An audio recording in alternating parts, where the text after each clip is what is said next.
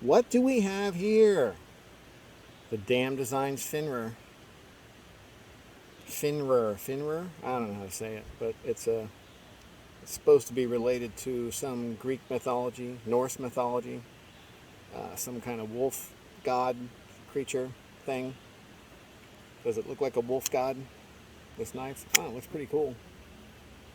It reminds me of the crawler from Arcane Designs, which is really cool looking to me, but it's a little on the pricey side for a budget guy. So I kind of grabbed this one thinking it might fill that need, scratch that itch, and it kind of does.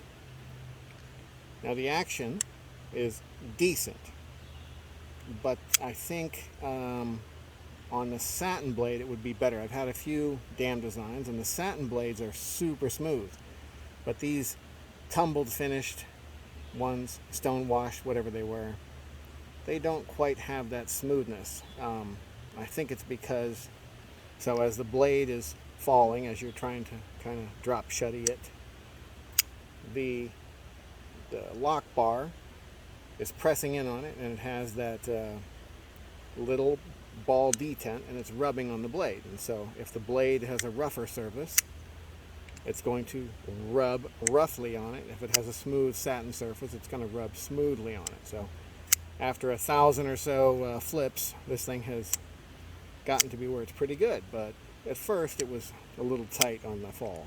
You had to kind of really shake it. Now it's lightly shake shutty. What's up with these colors? So this color scheme I did with Rit dye black. Originally the knife was green, so I just dyed it, all the scales all the way black, and then I sanded off these flats by putting some fine sandpaper on top of a piece of stone, something very flat like a glass table works, and you just sand off, the scales are off of the knife at the time, and you sand off that black because it's not a very thick it doesn't go, the dye doesn't go deeply into the G10. It kind of stays near the surface. So I could sand this off with some sandpaper real easy, very quickly if I wanted to. And that's what I did with this flat part. So these angle parts didn't get sanded off, but the flat part did. And that left that part to go back to its natural green color. And then the black that was dyed stayed around the edges. So that gives it this two-tone color that it has now. And then we put the thumb stud on it, so it can be thumb opened or reverse flicked. Let it get broken in so it's pretty smooth. One other little downside of this particular one, it was kind of a bear to take apart. The one particular problem was this little spacer that takes the place of the clip on the other side. So if you were to switch the clip from this side to this side, you would move this spacer to the opposite side. It was really tight down in there, like it had been jammed down in there. It had to be jammed to fit. It was, I think the outside diameter of this thing is just the exact same as the cutout, so they should have made the cutout just a little bit bigger or the piece a little smaller. It was really, really tight. It took a lot of, I think I probably dinged it up right on this back edge, getting something under it to pry it up. A couple other places getting it apart was a little tight. The back spacer, so it has, what does it have? Standoffs inside the back spacer, I think, something like that, or pins. Pins are standoffs, and they were tough to get out of the back spacer. They were kind of locked in there very tightly too.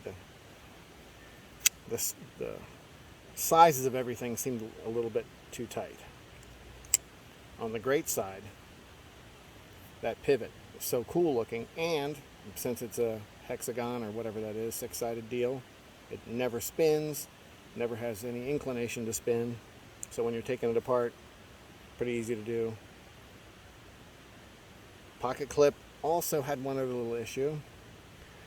This little turn up part, the little bill part that sticks back up, it didn't quite stick up far enough. It would get jammed on your pocket sometimes. So I actually put it in the vise and bent it a little bit more up, so now it's up to where it should be, I think. From the factory it was down maybe another 1/8 of an inch. Blade is great.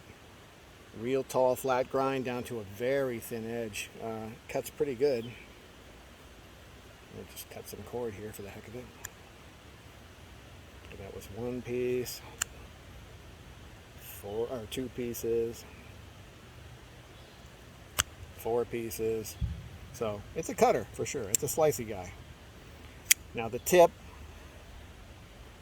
is going to be a little unsupported because it's at such an angle back from the spine and such a thin behind the edge blade that you don't want to go poking that tip into things and trying to pry things, or it's going to probably bend or crack or something.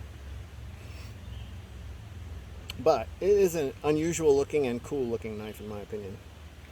And if I ever sell it, I'll just get another one probably, unless I have a crawler to fill that need, because I like it a lot. So here's the Damn Designs Fenrir. If you like it, grab one. Nothing wrong with them except for the couple of little nitpicky details I told you about.